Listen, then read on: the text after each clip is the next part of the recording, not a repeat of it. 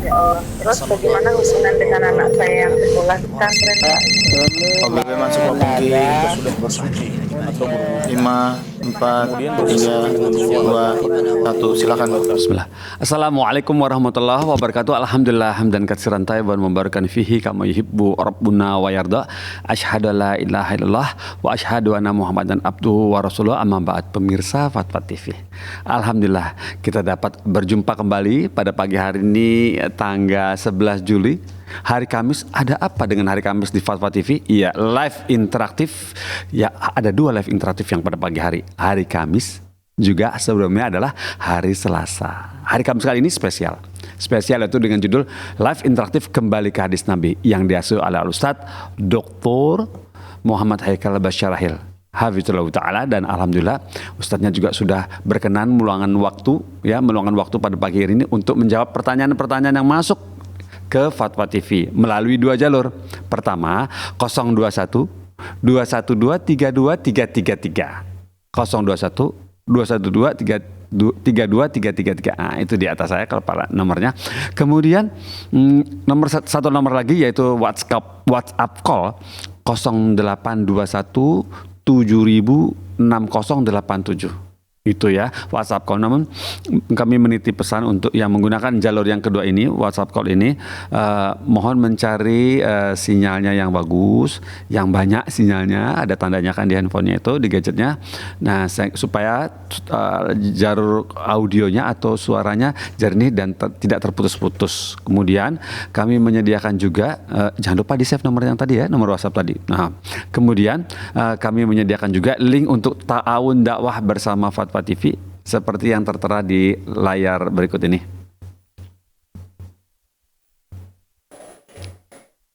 Type. Itu dia, insyaallah. Kami tunggu kabar baiknya. Barakallahu fiik. Dan jazakumullah khairan bagi pemirsa atau pendengar radio yang tergabung dalam Art Visi. Kami mengucapkan banyak-banyak terima kasih sudah merelay acara Fatwa TV hampir sekitar 3 tahun lebih ya. Barakallahu fikum bagi mereka. Semoga Allah berikan manfaat yang banyak atas ilmu yang sudah disampaikan oleh Ustaz Asatiz Dewan Fatwa Perhimpunan Al-Irsyad. Sekarang kita sapa Ustadznya ya. Assalamualaikum warahmatullahi wabarakatuh. Ustazuna, Ustaz Dr. Muhammad Haikal Basyarahil. Waalaikumsalam warahmatullahi wabarakatuh. Bagaimana kabar antum, Ustaz? Alhamdulillah sehat. Sehat, alhamdulillah, Ustaz. Barakallahu fikum, Ustaz. Kami bersyukur kepada Allah, kemudian berterima kasih kepada antum yang sudah meluangkan waktunya untuk bersama-sama bergabung bersama Fatwa TV untuk menjawab pertanyaan yang masuk di website dan juga insya Allah nanti melalui telepon. Barakallahu fikum, Ustaz. Alhamdulillah, Ustaz. Dan seperti biasa, Ustaz, kamu membiasakan diri, bukan seperti biasa. Kami berusaha untuk membiasakan diri untuk mendapatkan faedah dari live interaktif yang digelar oleh Fatwa TV, termasuk salah satunya dari antum ini. Ya, semoga antum berkenan untuk memberikan nasihat atau peringatan kepada kami semua di sini pada kesempatan pagi ini. Kami waktu dan tempat kami persilakan. Tafadhal, Ustaz. Innal hamdalillah nahmaduhu wa nasta'inuhu wa nastaghfiruh wa na'udzu billahi min shururi anfusina wa min sayyiati a'malina. May yahdihillahu fala mudilla lahu wa may yudlil fala hadiya lahu. Asyhadu an la ilaha illallah wahdahu la syarika lahu wa asyhadu anna Muhammadan abduhu wa rasuluh. Fa inna asdaqal hadits kitabullah wa khairul hadi Muhammadin sallallahu alaihi wasallam wa syarrul umuri muhdatsatuha wa kullu muhdatsatin fid din bid'ah wa kullu bid'atin dhalalah wa kullu dhalalatin finnar. Amma ba'd. Bapak-bapak, ibu-ibu, ikhwan dan akhwat pemirsa Fatwa TV yang dimuliakan oleh Allah Subhanahu wa taala. Alhamdulillah, segala puji bagi Allah Subhanahu wa taala dengan limpahan nikmat yang begitu besar, di antaranya nikmat iman, nikmat Islam, nikmat kesehatan, sehingga kita semua diberikan kemudahan oleh Allah Subhanahu wa taala untuk bisa berhadir di majelis ilmu walaupun secara online. Mudah-mudahan apa yang kita pelajari, apa yang kita pahami, apa yang kita tuntut pada hari ini diberikan keberkahan oleh Allah Subhanahu wa taala. Nabi SAW pernah bersabda, ya, Nabi SAW, ya, beliau pernah, ya, berkata, kata beliau, kullu bid'atin dolalah wa kullu dolalatin finnar. Kata Nabi SAW, setiap bid'ah itu adalah sesat dan setiap sesat itu membawa ke neraka.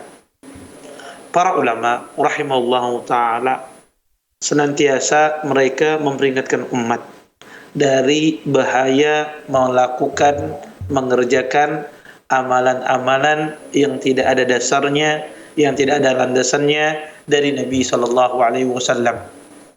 Kenapa para ulama memperingatkan umat? Karena ancamannya sangat bahaya.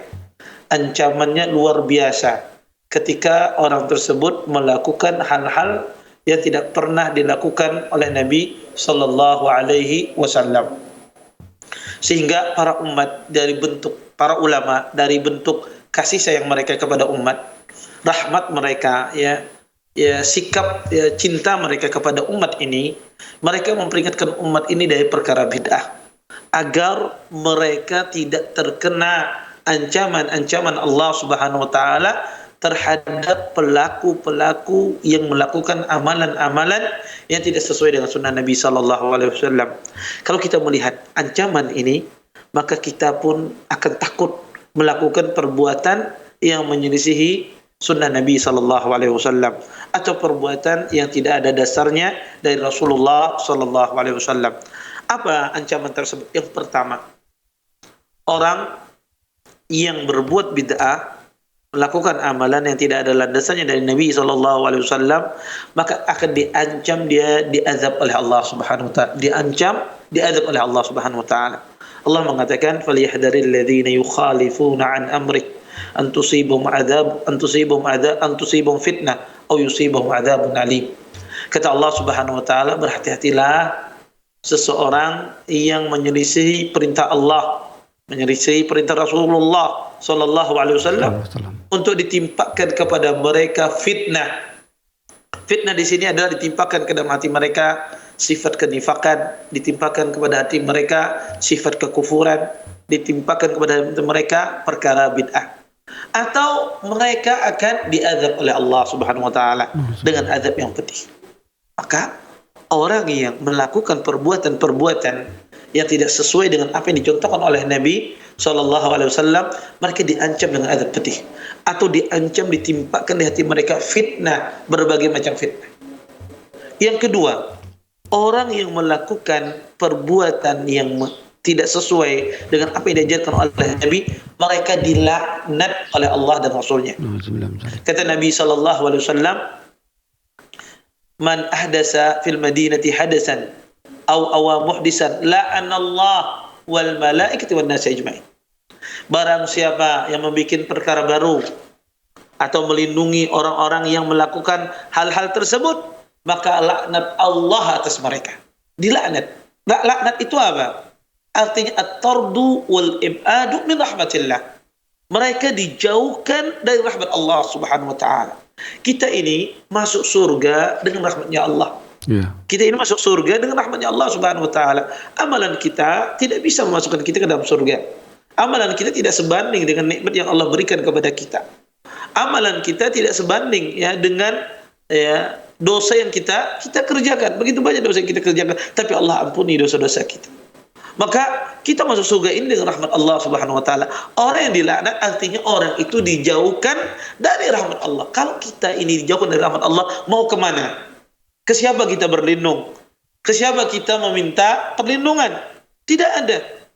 Dan orang yang dilaknat Allah salah satunya adalah orang yang mengerjakan perbuatan-perbuatan yang tidak sesuai dengan apa yang dicontohkan oleh Nabi sallallahu alaihi wasallam. Yang ketiga, di antara bahaya seseorang mengerjakan sesuatu yang tidak ada contohnya dari Nabi sallallahu alaihi wasallam, bahwasanya orang yang melakukan demikian amalannya tertolak. Amalannya tertolak. Nabi sallallahu alaihi wasallam pernah bersabda, "Man 'amila 'amalan laisa 'alaihi amruna fahuwa raddun." Kata Rasulullah, barang siapa yang melakukan sebuah perbuatan yang tidak ada dasarnya dari kami, maka amalan tersebut tertolak, ditolak oleh Allah Subhanahu wa taala. Artinya, kadang ada sebagian orang subhanallah dia keluarkan hartanya berjuta-juta, bahkan ratusan juta, bahkan bermiliar-miliaran. Dia gunakan untuk kebaikan. Ya, menurut dia Ternyata apa yang dia gunakan tersebut tidak sesuai dengan apa yang dicontohkan oleh Nabi. Percuma begitu saja. Atau dia habiskan seluruh hidupnya, kebanyakan waktunya untuk beribadah kepada Allah, tapi ibadah yang dikerjakan tidak sesuai dengan apa yang dicontohkan oleh Nabi SAW, maka itu tertolak. Maka itu tertolak. Maka alangkah ruginya umur kita 50 tahun, 60 tahun kita beribadah kepada Allah, tapi ibadah kita tidak sesuai dengan apa yang dicontohkan oleh Nabi SAW, maka ibadah itu sia-sia. Ya. Di antara dampak kenapa ulama memperingatkan kita, mewanti-wanti agar manusia ini, agar kaum muslimin ini tidak terjun dalam bid'ah. Karena orang yang berbuat bid'ah, melakukan hal-hal yang menyelisihi apa yang diajarkan oleh Nabi SAW, maka mereka tidak meminum telaga Nabi SAW. Dihalau dari telaga Nabi. Ya. Nabi SAW ketika dihalau orang-orang ini, kata Nabi, usayhabi, usayhabi, sahabatku, sahabatku, sebagian ummati, ummati, umatku, umatku. Kata malaikat, wahai Muhammad, wahai Rasul, engkau tidak tahu apa yang mereka lakukan. Mereka melakukan perkara baru setelah engkau meninggal. Subhanallah, diharamkan mereka meminum telaga Nabi SAW. Padahal telaga Rasulullah SAW disebutkan dalam hadis, gelasnya bagaikan jumlah bintang di langit. Putihnya seputih air susu. Manisnya lebih manis daripada madu. Ya. Maka ya, dan airnya adalah air yang sangat lezat. Ya. Disifati di dalam hadis Nabi SAW, dan itu dihalau oleh para malaikat, tidak bisa meminum dari telaga Nabi SAW. Maka ini kenapa para ulama rahimahullah ta'ala mengingatkan kaum muslimin dari berbuat bid'ah, bentuk kasih sayang mereka agar umur dia tidak habis dengan sia-sia, agar hartanya tidak habis dengan sia-sia, agar mereka mendapatkan rahmat Allah, tidak dijauhkan dari rahmat Allah, agar mereka bisa meminum telaga Nabi SAW, agar mereka tidak tertimpa fitnah, tidak terkena azab Allah Subhanahu wa taala. Oleh karena itu para ulama mengingatkan kaum muslimin, mengingatkan umat dari perkara bid'ah, bukan keras. Bukan karena mereka keras atau tidak mau menerima perbedaan, bukan. Tapi ini semata-mata bentuk kasih sayang mereka kepada kaum muslimin, kepada umat Nabi Muhammad SAW. Mungkin ini bisa yang saya sampaikan. Mudah-mudahan bermanfaat. Saya kembalikan kepada pembawa acara. Masya Allah, barakallahu fikum Ustaz atas peringatannya, juga sekali motivasi untuk kita agar terus tetap mengikuti sunnah ya Ustaz, seperti itu, jangan mengikuti hal-hal yang baru atau mensupportnya ya seperti itu ya Ustaz, bentuk-bentuk support, bentuk apapun, makanan, job seperti apa, sound system seperti itu ya. Barakallahu fikum Ustaz, seperti itu. Barakallahu fikum Ustaz, alhamdulillah. Dan sepertinya kita bisa mulai dari pertanyaan pertama, datang dari Bapak Afan Mustafa di United States Amerika. Pertanyaan seperti ini. Assalamualaikum Ustaz, izin bertanya, bolehkah ikut hadis-hadis yang disahihkan tetapi didoifkan ulama lain? Tanda tanya. Sebagai orang awam, haruskah saya menghindari hadis-hadis doif meski ada yang mensahihkannya? Tanda tanya lagi. Contohnya, hadis tentang catatan amal buruk ditunggu selama beberapa waktu oleh Tabrani Al-Mu'jam Al-Kabir 7677 Baihaqi, seperti itu. Mohon jawabannya, barakallahu fiik. Ketika ada orang awam bingung ya tentang masalah, ada ulama yang melemahkan, ada ulama yang mensahihkan. Bolehkah saya memilih salah satunya? Sebetulnya orang awam ketika dia tidak paham terhadap ilmu hadis dan semisalnya, maka dia boleh bertaklid. Siapa yang ditakliti adalah yang dia yakini tentang keilmuannya. Yang dia yakini tentang keilmuannya. Maka kalau misalnya dia meyakini tentang keilmuan Syekh Albani rahimahullah ta'ala, ridha terhadap apa yang dia sampaikan, tidak ada masalah dia bertaklid. Ya, adapun ulama yang lain melemahkan, kemudian dia berpegangan teguh apa yang disahihkan oleh Syekh Albani, maka tidak mengapa. Ya, itu diperbolehkan karena dia ada aslan muqallid. Orang muqallid tidak tercela, orang yang bertaklid tidak tercela. Yang jelas, seseorang kalau tidak paham ilmu hadis boleh dia bertaklid. Tapi siapa yang ditakliti? Nah, itu yang penting. Yang ditakliti adalah orang yang pakar dalam ilmu hadis. Adapun kalau orang itu tidak pakar dalam ilmu hadis, bukan ahlinya, bukan dalam bidangnya, maka ini keliru. Anda bertaklid di sini. Kenapa? Karena dia berbicara bukan dalam bidangnya. Dia berbicara bukan dalam bidangnya. tetapi yang kita taklid adalah orang yang pakar dalam bidang tersebut, ulama-ulama yang ma'ruf.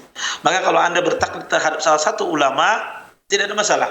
Walaupun ada ulama lain yang melemahkannya. Ini poin yang pertama. Poin yang kedua, tingkatan orang di dalam agama itu, ada orang itu muqallid, ada orang itu mujtahid, ada tingkatan di tengah-tengah antara muqallid dan mujtahid, atau yang disebut dengan muttabi', mengikuti dalil. Nah, rata-rata banyak orang itu pada tahapan mengikuti dalil. Artinya dia bahwasanya tahu hadis ini lemah dan dia tahu, bisa menganalisa. Artinya dia pernah baca hadis ini lemah karena ini loh sebab-sebab lemahnya, karena disimpulan. Dan dia tahu. Ya, dia tidak sekedar hanya taklid saja, tapi dia tahu, oh sebab ulama melemahkan hadis ini. Yeah. Ada ulama mensahihkan dan dia tidak tahu kenapa ulama ini mensahihkan. Tapi ada ulama yang melemahkan dan dia tahu dalilnya. Maka kalau Anda tahu dalil, maka ikuti dalil. Ya, kalau Anda tahu dalil, ikuti dalil.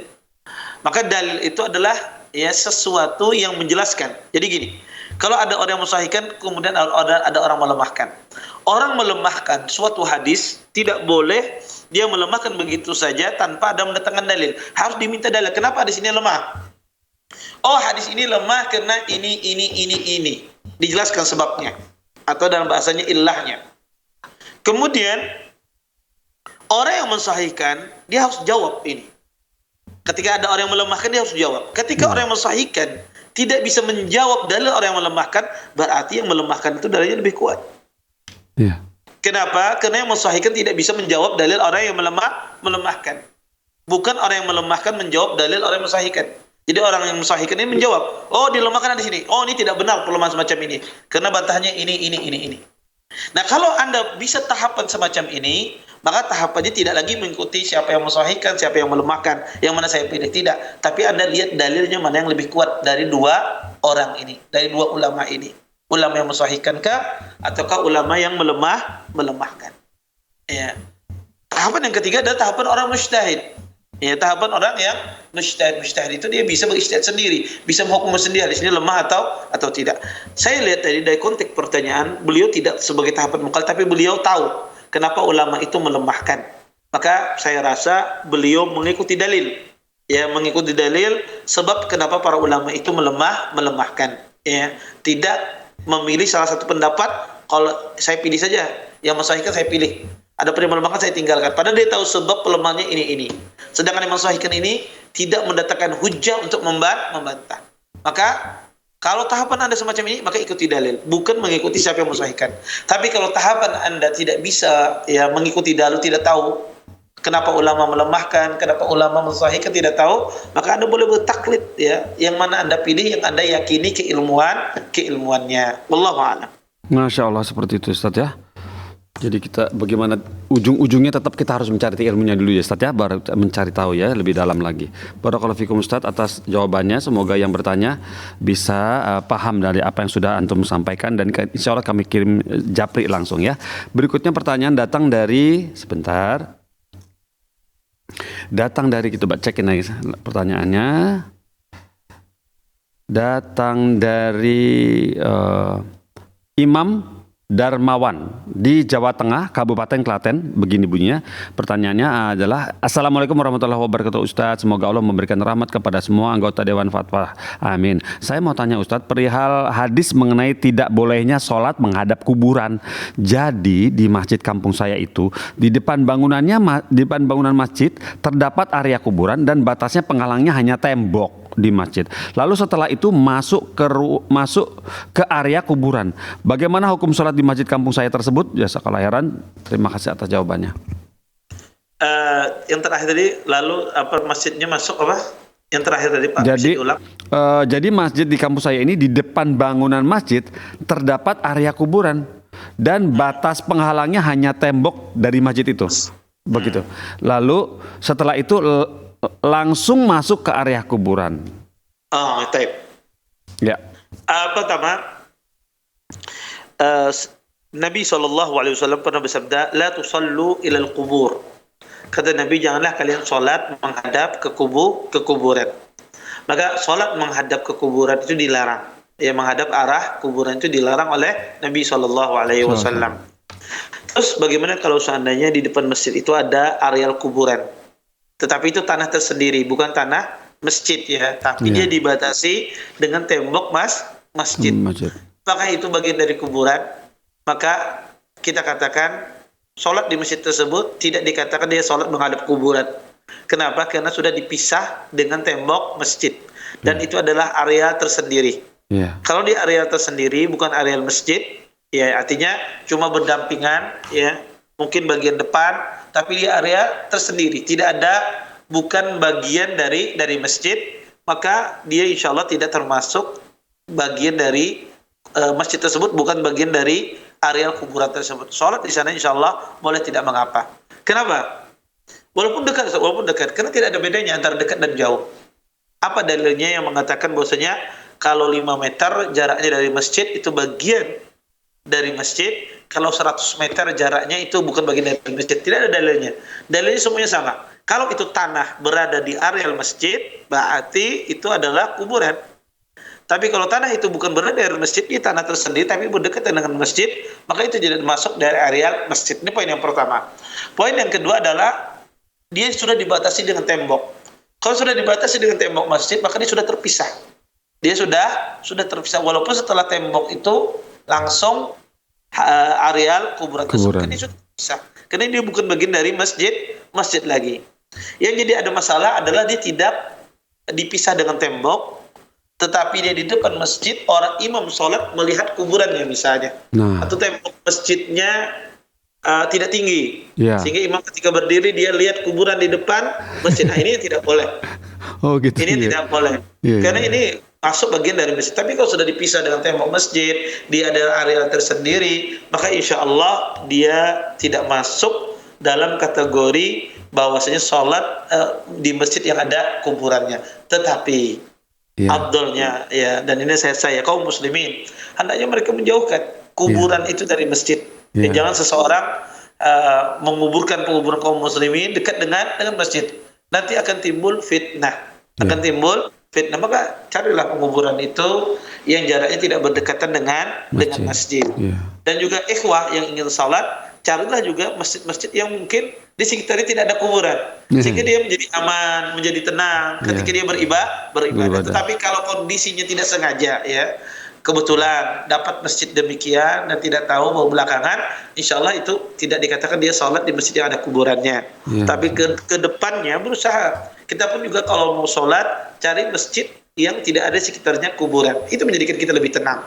Kemudian yang kedua, bagi pengurus masjid, ya hendaknya dia berusaha menghimbau warga di sekitarnya jangan mengubur di sekitar masjid. Tapi carilah lapak tempat yang agak jauh sehingga tidak timbul fitnah di kalangan kaum muslimin. Wallahu a'lam. Masya Allah, barakallahu fiikum, seperti itu Ustaz ya. Jadi cuma boleh saya tanya Ustaz, ketika seseorang itu di dalam pagarnya ada kuburan, kemudian terpisah mihrabnya imam, kemudian sholat di sana. Begitu selesai sholat, begitu pulang, ternyata ada kuburan. Apakah sholatnya harus diulang Ustaz? Kalau di masjid itu ada kuburan di tengahnya misalnya di dalam masjid, kemudian ikhwah ini tidak tahu. Masuk dalam pagar Ustaz, masuk dalam pagar masjid maksudnya kuburannya. Ya, anggaplah di dalam masjid dan dia tidak tahu. Di situ ada kuburannya. Apa sholatnya diulang? Ini kembali lagi ke khilaf ulama. Apakah sholat yang di masjid yang di dalamnya ada kuburan itu sholatnya batal ataukah cuma sekedar makruh? Ulama khilaf dalam masalah ini. Sebagian ahli ilmu mengatakan sholatnya batal. Karena sholat di masjid yang ada kuburannya. Sebagian ahli ilmu mengatakan tidak batal sholatnya, tetapi itu sesuatu yang sangat dimakruhkan. Sesuatu yang sangat dimakruhkan karena di dalam masjid itu ada kuburannya. Dan ini khilaf di kalangan para ulama. Dan itu kembali kepada orang tersebut yang mana dia ambil. Saya pribadi wallahu alam ahwatnya afdalnya dia ulang. Afdalnya ahwatnya untuk hati-hati, hendaknya dia ulang. Itu yang terbaik. Insyaallah wallahu alam. Jadi amannya kita ulang aja, diulang ya Ustaz ya, sholatnya, sholat wajib soalnya Ustaz ya. Barakallahu fikum Ustaz atas jawabannya. Seperti itu ya pemirsa, semoga bisa paham apa yang sudah disampaikan. Tertanya ketika safar biasanya kita menemui masjid, langsung sholat tampil lihat sekelilingnya, begitu keluar ternyata ada kuburan. Jadi diulang saja sholatnya ya. Kemudian ini pertanyaan berikut datang dari Bapak Rafidin di Maluku Utara. Bapak Rafidin di Maluku Utara di Kabupaten Halmahera Selatan. Begini bunyinya. Assalamualaikum. Bismillah. Izin bertanya Ustadz, bolehkah seorang suami yang pisah ranjang meminta istrinya untuk tinggal bersama orang tuanya, orang tua istri, dengan tujuan agar orang tua istri bisa menasehati anaknya? Jazakallahu khairan. Iya, jazakumullah khairan atas pertanyaannya. Pertama ya, suami kalau pisah ranjang dengan istri tanpa ada sebab itu tidak boleh ya tentunya ya. Karena dan itu berdosa. Karena Allah mengatakan wa ashiruhunna bil ma'ruf. Kata Allah, pergaulilah istri-istri kalian dengan cara yang baik. Maka kalau seorang suami pisah ranjang dengan istrinya tanpa ada sebab syar'i itu berdosa. Tapi kalau ada sebab syar'i karena ingin istri melakukan maksiat, melakukan dosa-dosa besar, dan seorang suami ingin mendidik istrinya, maka ini diperbolehkan dia pisah ranjang ya. Kemudian apakah boleh seorang suami menyuruh istrinya untuk keluar dari rumah, tinggal di rumah orang tuanya, biar orang tuanya menasihatinya?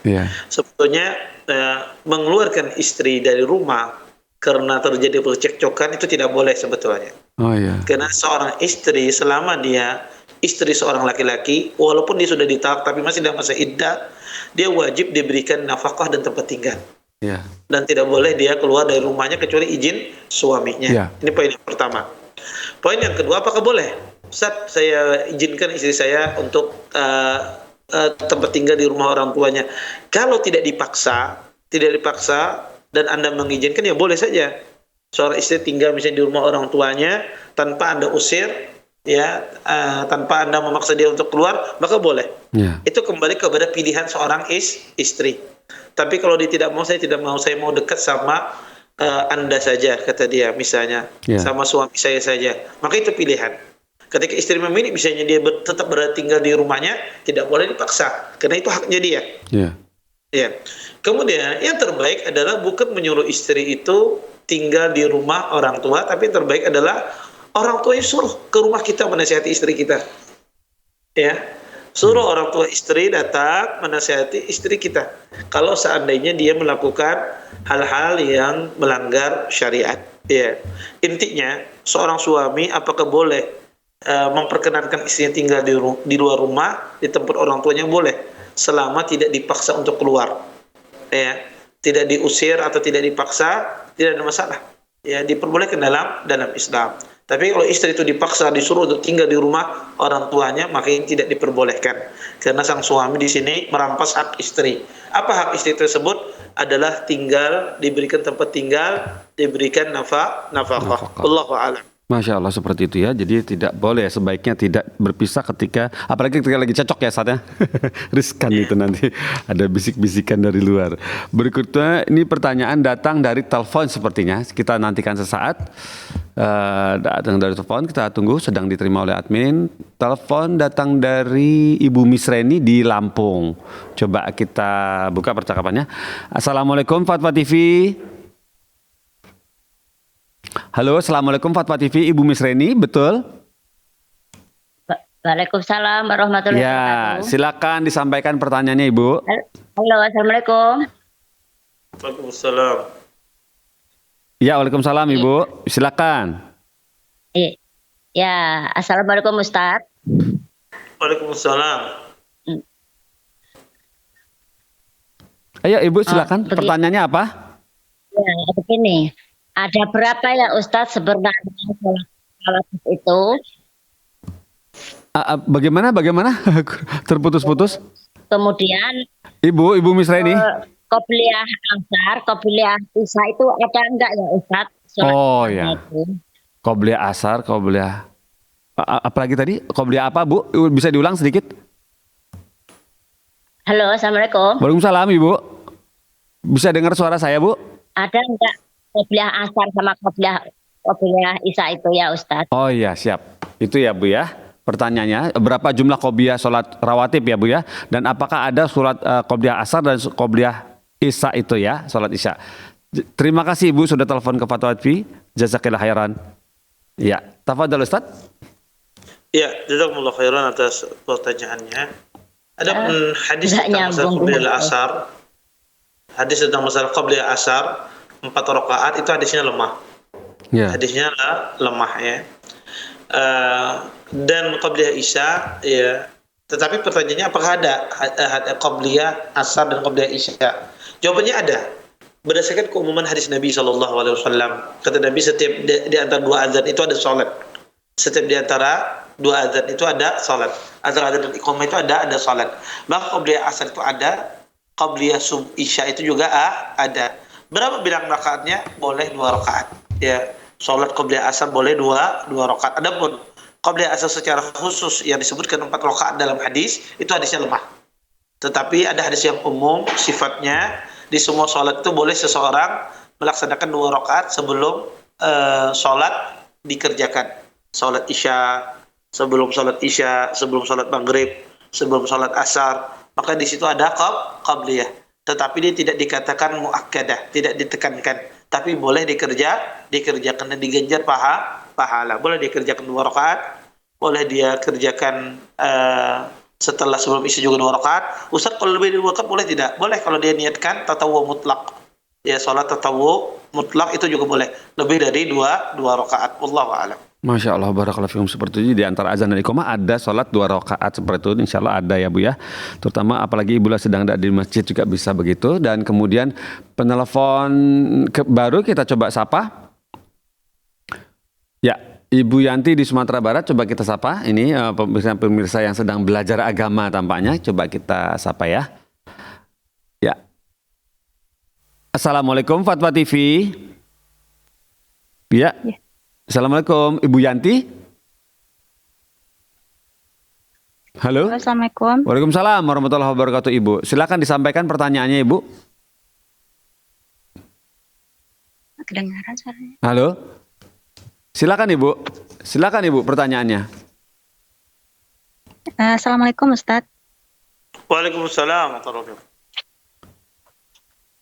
Mau bertanya tentang haid Ustadz. Haid yang biasanya 5 hari sekarang menjadi 6 atau 7 hari. Apakah 2 hari yang di luar kebiasaan ini masih termasuk masa haid Ustadz? Dan ciri-cirinya masih seperti darah haid. Terus pertanyaan kedua tentang doa ruqyah yang tidak tertolak itu seperti apa lafaznya Ustadz? Jazakallah khair. Assalamualaikum warahmatullahi wabarakatuh. Waalaikumsalam warahmatullahi wabarakatuh. Doa ruqyah yang tidak tertolak itu seperti apa lafaznya Ustadz, begitu nomor 2. Nomor 1 tentang jeda haid yang biasanya 5 hari jadi 7 hari. Apakah selisihnya itu masih termasuk dalam rangka itu masa haid atau bagaimana? Barakallahu fiik. Ya. Ya. Baik. Jazakallah khairan atas pertanyaannya. Pertama tentang masalah masa haid yang lebih ya dari kebiasaan. Ya. Biasanya 5 hari menjadi 7 hari. Yang mana masa lebih 2 hari ini tetap ciri-cirinya darahnya dan darah haid. Apakah itu dihukumi haid atau bukan? Jawabannya iya, dihukumi haid. Ya. Ya, jadi dihukumi haid karena kadang masa haid itu bisa lebih. Ya, kebiasaannya 5 hari dia bisa berubah menjadi 6, menjadi 7 bisa. Banyak faktor pendukungnya, kadang faktor kesehatan, kadang faktor kita mengkonsumsi obat tertentu ya, banyak, atau kadang ada faktor makanan yang dimakan dan seterusnya, sehingga kadang memperlama masa haid tersebut. Selama darahnya itu adalah cirinya darah haid, tetap masa yang lebihan itu dihukumi darahnya darah haid ya, karena sucinya seseorang wanita dari haid itu salah satu dari 2 hal ini. Yang pertama adalah keluarnya keputihan qisatul baydha, keluarnya keputihan, atau sebagian wanita tidak keluar keputihan tetapi kering di tempat keluarnya darah haid. Jadi dia taruh tisu di tempat keluar darah haid tersebut, kalau tidak basah, tidak lembab ya, kering, berarti dia suci. Berarti dia suci. Sebagian ulama menjelaskan kering ini patokannya 1 hari. Kalau sama 1 hari kering tidak keluar darah, berarti dia suci. Berarti dia suci walaupun tidak keluar ke qisatul baydha ya. Maka ini saja, kalau selama masih ada darahnya dan cirinya haid berarti haid ya. Tapi kalau tidak ada darahnya, kering tempat keluar tersebut selama 1 hari, berarti Anda suci. Atau keluarnya qisatul baydha, keputihan. Kalau keputihan berarti Anda Anda suci. Wallahu a'lam. Iya, seperti itu ya Ustaz. Barakallahu fiikum Ustaz. Kemudian yang kedua, doa ruqyah yang tidak tertolak. Ya, doa yang tidak tertolak. Mungkin doa maksudnya adalah mendoakan orang yang sakit. Iya. As'alullahal azim rabbal arsyil azim ayyasfiyak. Itu maksudnya. Oh, iya. Kata Nabi SAW, barang siapa mendoakan orang dengan doa ini, as'alullahal azim rabbal arsyil azim ayyasfiyak, ya Allah, aku meminta kepadamu ya Allah al-azim, yang Tuhan yang maha agung, Rabbul arsyil azim, Tuhan pemilik aras yang besar, agar menyembuhkanmu. Kata Nabi, kalau doa ini dibacakan 7 kali kepada orang yang sakit, niscaya Allah akan sembuhkan penyakit tersebut, ya, kecuali dia ditakdirkan dengan penyakit itu dia meninggal.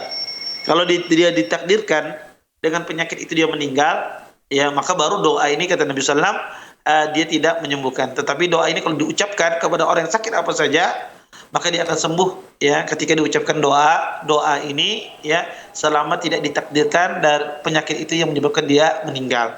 Tapi perlu diingat, ikhwan dan akhwat, ya, pemirsa Fatwa TV yang dimuliakan oleh Allah Subhanahu wa taala, kadang doa itu banyak sekali fadilahnya, termasuk doa ini. Tetapi doa itu tidak hanya berkaitan dengan fadilahnya saja, tapi doa itu juga berkaitan dengan niat orang yang membacanya. Niat orang yang membacanya. Makanya doa itu adalah silah, senjata. Doa itu adalah senjata. Maka senjata itu sangat erat kaitannya dengan orang yang memainkan senjata. Kalau kita punya senjata yang canggih, ya, punya senjata rudal atau nuklir, tapi kita tidak bisa menggunakannya, percuma.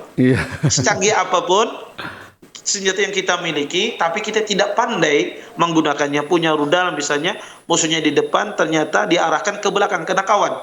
Ya, dia tidak bisa menggunakannya, maka percuma. Maka senjata yang canggih itu tidak ada manfaatnya kalau orangnya tidak bisa menggunakannya. Sebab itu pula doa, sehebat apapun fadilah doa itu, kalau orang yang membacanya tidak ikhlas, ya, orang yang membacanya mungkin hal-halnya yang dia lakukan tidak memperhatikan adab-adab dan semisalnya, maka doa itu kurang khasiatnya, kurang, ya, manfaatnya. Maka doa itu sangat erat juga kaitannya dengan siapa yang membacanya, semacam itu. Wallahu a'lam. Masya Allah, barakallahu fikum Ustaz. Seperti itu Ustaz, ya. Jadi Ustaz itu senjata, dan bagaimana senjata itu agar bisa tepat, maka bagaimana si pemainnya, ya Ustaz, yang megang senjata itu, ya. Salah tembak kena tetangga, repot. Barakallahu fikum Ustaz. Wah, benar-benar senjata bagaimana main behind the gun. Wah, Masya Allah Ustaz. Kemudian Ustaz, ini pertanyaan berikut datang dari Bapak Suharno di Lampung Timur. Begini bunyinya, Bismillah. Assalamualaikum Ustaz. Apa kewajiban seorang ayah terhadap anak putrinya yang sudah menikah? Jazakallahu khairan. Apa kewajiban seorang ayah terhadap anak putri yang sudah menikah? Pertama, ya, kewajiban seorang ayah tetap dia memberikan nasihat, ya, menasihati putrinya, ya, dalam hal-hal yang ma'ruf, ya, juga menegur dia kalau seandainya dia melakukan kesalahan. Kemudian yang kedua, seorang ayah juga wajib dia membantu. Kalau seandainya putrinya sudah menikah, mengalami kesempitan ekonomi, ya, kesempitan ekonomi, suaminya mungkin tidak mampu memberikan nafkah, kemudian suami tidak ada yang bisa memberikan kesusahan, sedangkan anaknya butuh diberikan nafkah dan semisalnya, maka di sini seorang ayah wajib, walaupun ini tidak menggugurkan kewajiban seorang suami, tapi seorang ayah di sini juga harus dia membantu, ya, karena itu adalah anaknya, ya, yang harus dia nafkahi ketika dia mengalami permasalahan ekonomi yang menyebabkan kemudaratan baginya. Kemudian, ya, di antara nasihat, ya, dan yang ketiga adalah kewajiban seorang ayah kepada anaknya yang sudah menikah berlaku adil. Dia harus berlaku adil terhadap anak-anaknya. Kadang sebagian orang tua kadang dia tidak adil. Ada anaknya yang menikah dengan anak yang belum menikah. Kadang yang belum menikah dikasih harta lebih, yang sudah menikah dikasih hartanya sedikit, gitu ya, lebih sedikit pemberiannya. Karena kamu sudah ada bojokmu, sudah ada suamimu, sudah, ya. Ini belum menikah, sehingga nanti sawah ayah itu ayah kasihkan yang ini, ya, ayah kasih cuma kios kecil saja di depan, misalnya, kamu macam. Kadang, nah ini harus adil dalam pemberian. Karena Nabi SAW mengatakan, i'dilu bainan nisa, i'dilu bain auladikum. Berlaku adillah, kata Nabi, terhadap anak-anak kalian, ya. Kata Nabi, maukah kalian kalau semuanya berbakti dengan bakti yang sama? Maka harus adil. Dan kewajiban ayah kepada anaknya adil di dalam masalah pemberian. Adapun masalah nafkah, pemberian itu adil, pemberian itu sama. Beda antara pemberian dengan nafkah. Nah, Adapun nafkah itu tidak harus sama. Ya, nafkah tidak harus sama.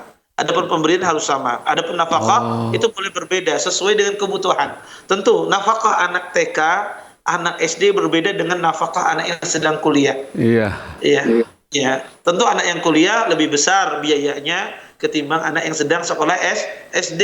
Ya, tentu nafkahnya berbeda. Tentu tidak sama antara nafkah anak laki-laki dengan anak perempuan. Anak perempuan, di antara nafkahnya mungkin dibelikan, dikasih mainan dia atau perhiasan, diberikan perhiasan emas. Anak laki-laki tidak boleh dikasih sepeda misalnya. Tentu berbeda. Ya, adapun pemberian itu harus sama. Ya, maka nafkah itu disesuaikan dengan keperluan dan kebutuhan semacam itu. Wallahu a'lam. Masya Allah, barakallahu fikum. Seperti itu Ustaz. Jadi nafkah itu tergantung kebutuhan dan kondisi ya Ustaz ya. Sementara kalau pemberian atau hibah itu harus rata ya Ustaz ya, atau kebagian semua. Adil ya, adil. Barakallahu fikum Ustaz atas jadi semakin cerah ya. Jadi beda nafkah dan pemberian. Dan ini ada penelpon dari Bapak Ibas ya di Jambi. Coba kita sapa. Assalamualaikum Fatwa TV.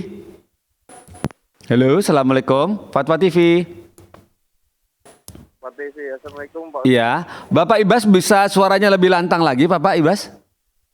Ya. Ya, silakan disampaikan pertanyaannya. Assalamualaikum warahmatullahi wabarakatuh Pak Ustadz. Waalaikumsalam warahmatullahi wabarakatuh. Silakan disampaikan. Ini bertanya Pak Ustadz tentang apa hukumnya seseorang menyelingkuhi istri orang dan menikahi selingkuhannya Pak Ustadz. Apakah istrinya yang diselingkuhi itu sudah masih menikah dengan suami yang sana, Bapak? Maksudnya menyelingkuhi istri orang dan menyuruh cerai dan menikahinya. Oh gitu ya, yang disuruh si laki-laki ini menyuruh istri perempuan itu cerai kepada suaminya gitu ya, Ustaz? Gitu ya Pak ya? Ya, dan menikahinya. Dan menikahinya. Sudah terjadi belum Pak pernikahannya?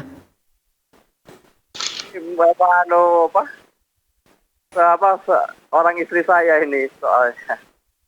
Oh iya baik. Terima kasih atas pertanyaannya. Semoga Allah membantu Bapak Ibas dalam permasalahannya. Barakallahu fiik. Insyaallah nanti dijawab oleh Ustadz Haikal. Mohon dipantau acara kami ya Pak Ibas ya. Taib. Ustadz, apakah terdengar pertanyaan Bapak Ibas tadi? Saya kurang jelas Baik. Begini, Bapak Ibas di Jambi tadi bertanya seperti ini. Apakah boleh seorang suami berselingkuh dengan istri orang lain, kemudian si suami tersebut menyuruh istri orang tersebut untuk cerai dengan suaminya, kemudian dinikahi dengan laki-laki itu? Bagaimana hukumnya? Hukumnya adalah dosa besar, ya, dan ini sangat besar dosanya. Iya. Dia menyelingkuhi ya istri orang lain, ini dosa tersendiri, ya, dan ini menghancurkan rumah tangga orang. Ya, dan ini wajib dia bertaubat kepada Allah. Dia menyelingkuhi, berbuat zalim, melakukan dosa besar, pada kezaliman yang dia lakukan. Orang semacam ini terlaknat, ya, dijauhkan dari rahmat Allah Subhanahu wa taala.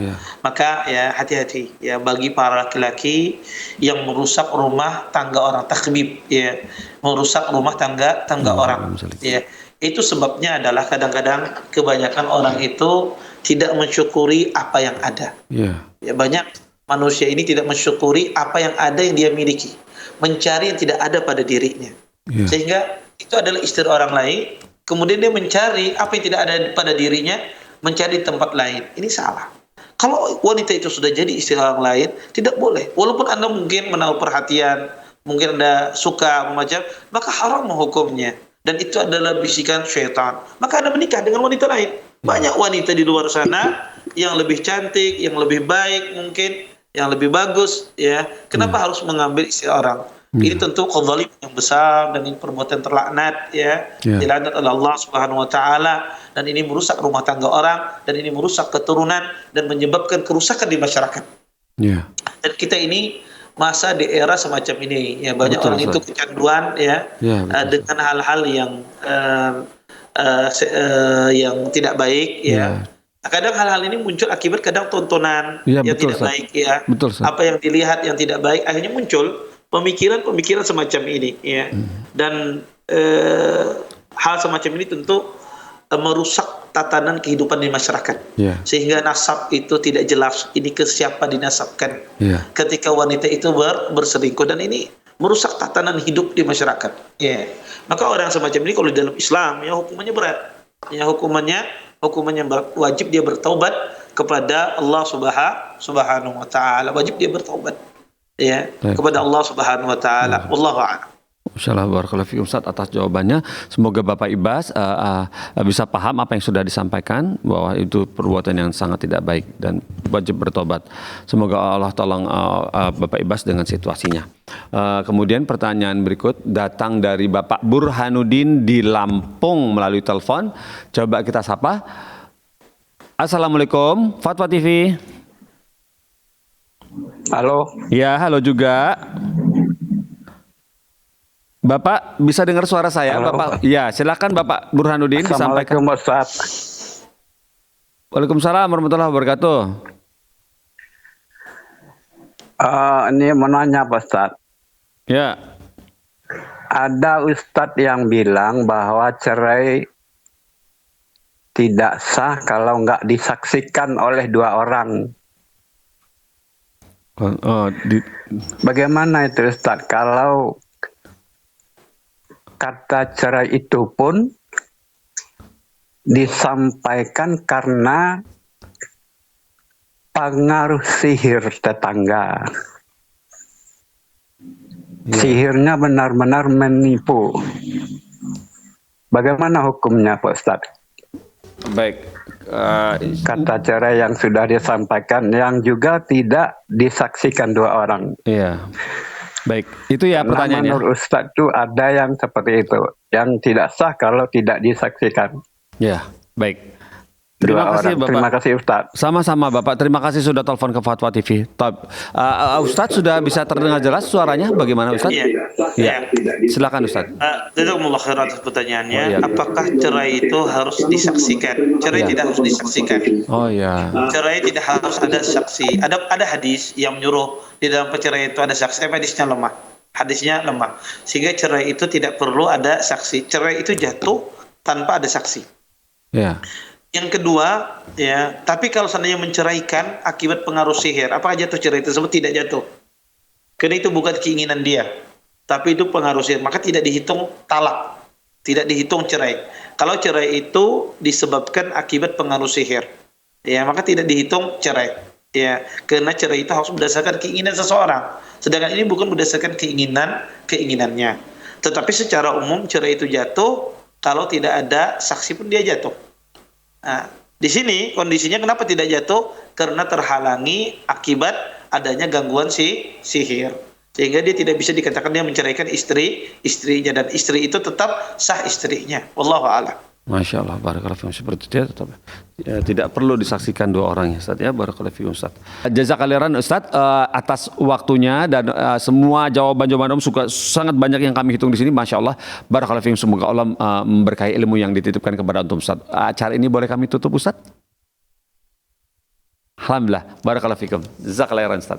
Pemirsa Fatwa TV, alhamdulillah sudah selesai live interaktif pada pagi ini. Semoga Allah mempertemukan kita kembali di live interaktif yang berikutnya. Kita tutup dengan kafaratul majlis. Subhanallahi wa bihamdika asyhadu an la ilaha illa anta astaghfiruka wa atubu ilaika. Wassalamualaikum warahmatullahi wabarakatuh. Ya Allah. Terus bagaimana hubungan dengan anak saya yang sekolah di pesantren?